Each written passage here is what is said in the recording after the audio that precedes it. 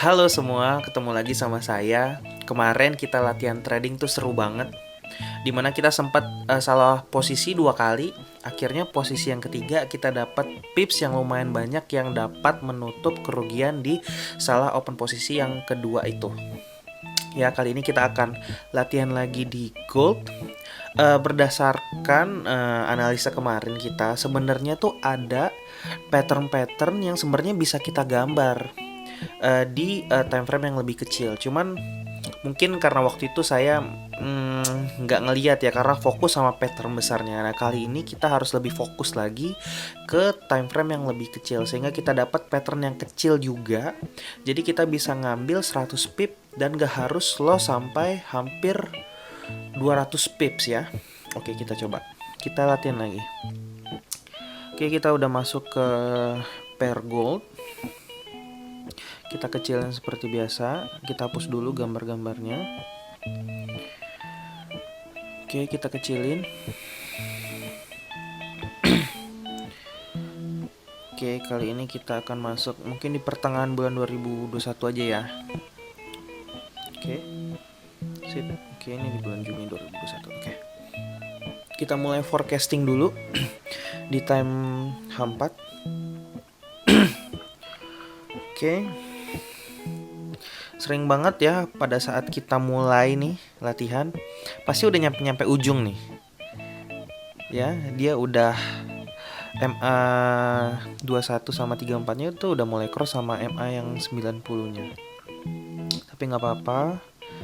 Di sini sih masih bullish ya. Bullish bisa dilihat dari structure-nya. Kita lihat di sini. Lower terus high, higher low, higher high, higher low, higher high. Di sini juga masih bisa nih higher low, higher high, higher low, higher high lagi. Nah, di sini baru nih higher low. Nah, di sini masuk ke lower high, langsung ngelewatin di higher low yang terakhir ini ke lower low.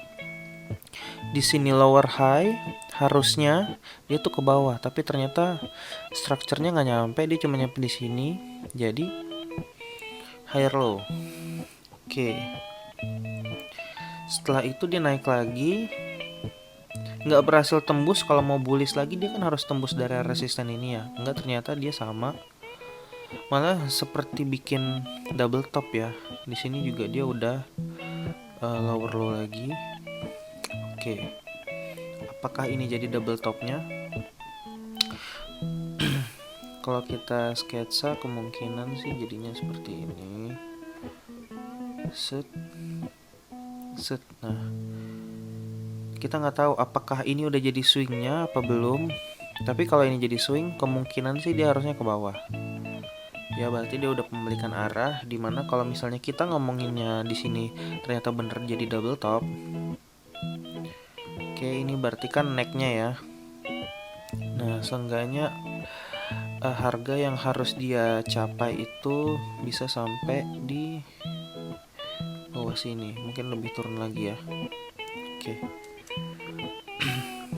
Ini jaraknya itu sekitar dari necknya 260 pips.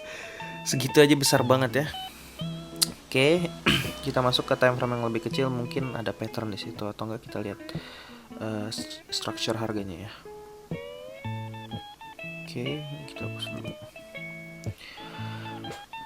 Oke, kalau kita ngelihat dari time frame M30-nya sih emang dia turun ya.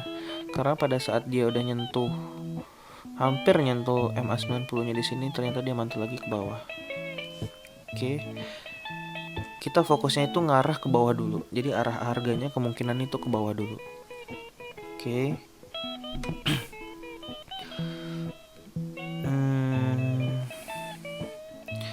Pertanyaannya, ini udah jadi swing sih. Nah, swingnya di mana ya? Kita tentuin dulu swingnya. Kemungkinan sih swingnya ini, ya. Aduh, ini swingnya kecil banget lagi. Masih minor ya. minor swing, jadi kita langsung di bawah aja. Oke. Jadi begini nih. Oke. Nah, kita yang harus make sure nih, apakah ini menjadi daerah resistennya sehingga dia akan ke bawah lagi atau enggak. Ini yang harus kita cari dulu jawabannya, ya. Karena kalau kita lihat di sini sih memang jadi sebuah titik resisten ya. Oke, resisten di sini ya benar. Mungkin kalau kita buat seperti area resisten akan jadi kayak gini. Karena resisten itu bukan sebuah garis harga ya, sebenarnya itu adalah area ya. Nih kira-kira seperti ini. Oke.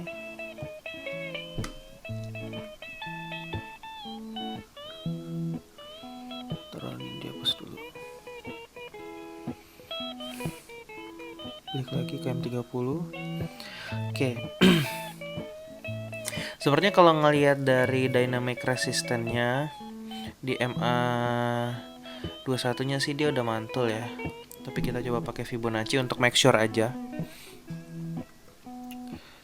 Ada nggak cluster di daerah situ ya? Satu. Kita mungkin akan bikin beberapa Fibonacci biar kita bisa lihat ada nggak sih cluster di situ. Oke. Fibonacci 1. Sama ya, tipis-tipis ya di sini ya. Cluster yang swing yang ini.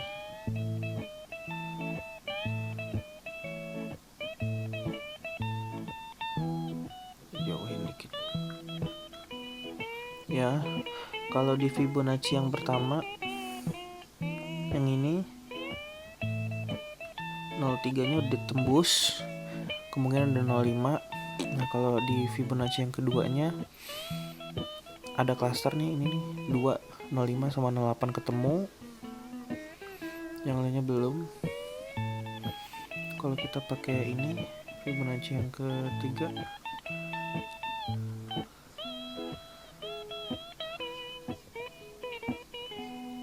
jadi cluster nggak nih di arah sini nih. Oke.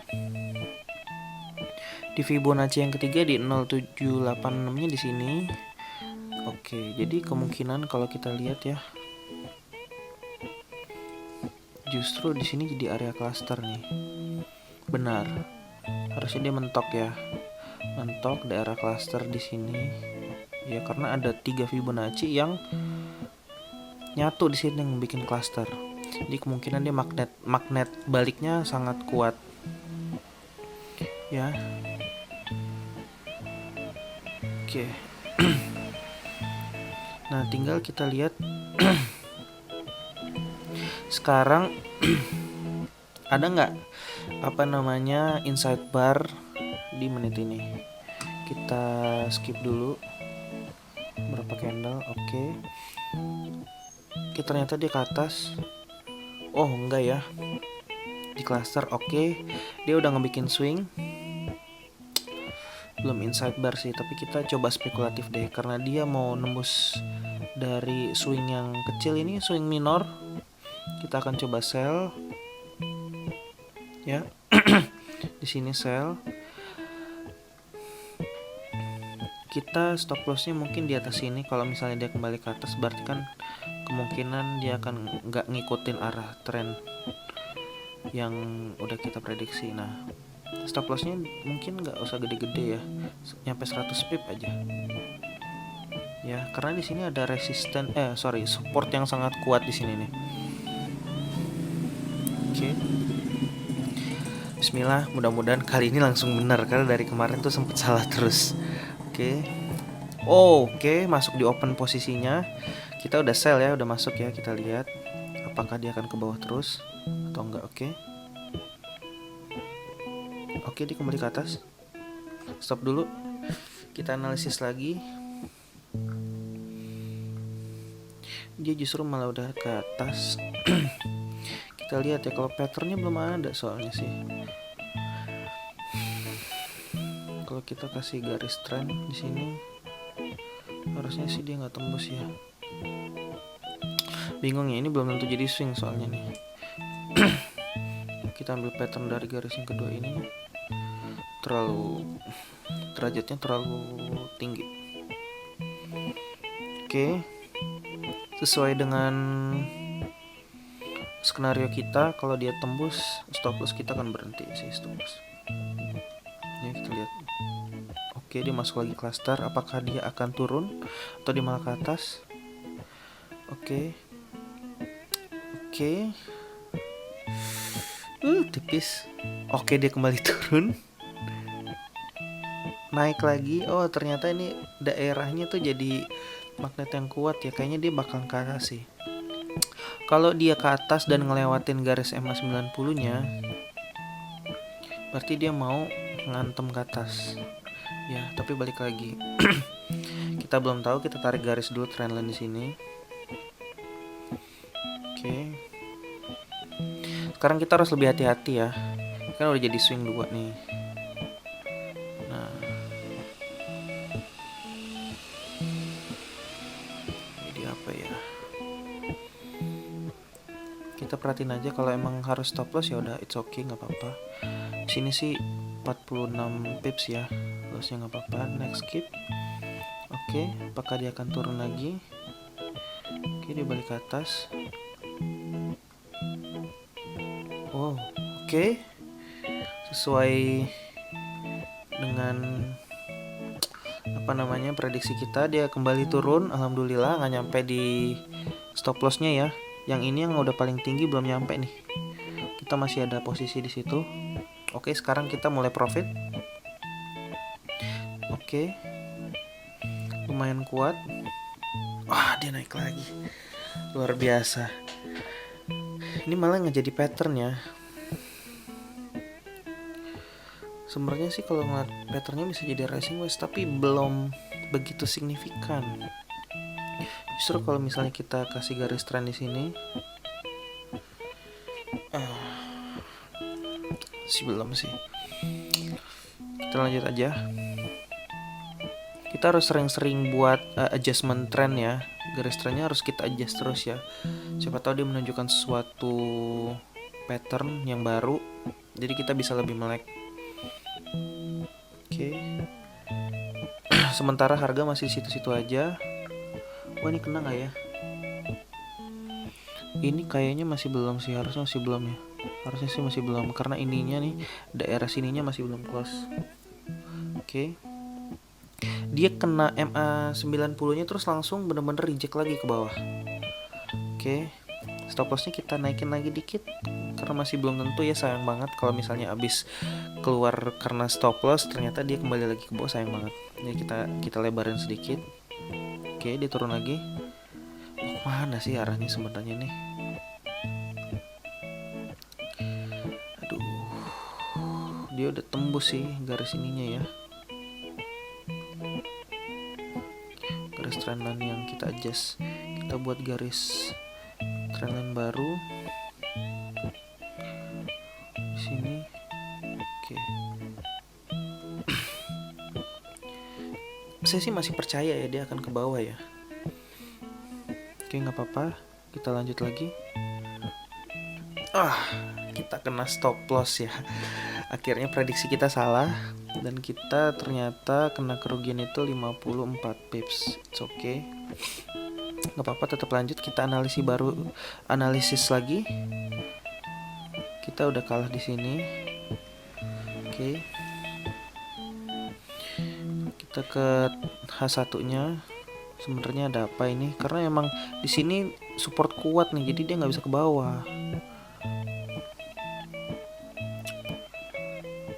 Oke, sebelum Astagfirullahaladzim. Apa ini? Ya Allah, drop. Wah, kacau benar-benar. Shit, stres gue. Ya Allah. Persis satu candle kita keluar karena stop loss. Ternyata setelah itu drop sesuai prediksi kita. Ya Allah, kita dimainin bener-bener satu candle doang. Gila ya, luar biasa. Ini pelajaran banget sih. Emang whip show-nya si gold ini kacau. Dia ngelewatin EMA 90 abis ini boom. Kali ini kita loss lagi guys. Gak apa-apa, tapi pelajaran langsung 220 pip. Bayangin kalau misalnya tadi kita lebih jaga-jaga ya. Seenggaknya mungkin di area sini, karena dia mau ngelewatin resisten yang atasnya, tapi 95 pips bro, gede banget. Itulah dia. Karena kita lihat di sini ada rising wedge ya. Rising wedge-nya ditandai dari sini trennya. Tuh, ini di rising wedge ya. Jadi dia turun ke bawah, tapi turunnya drastis banget.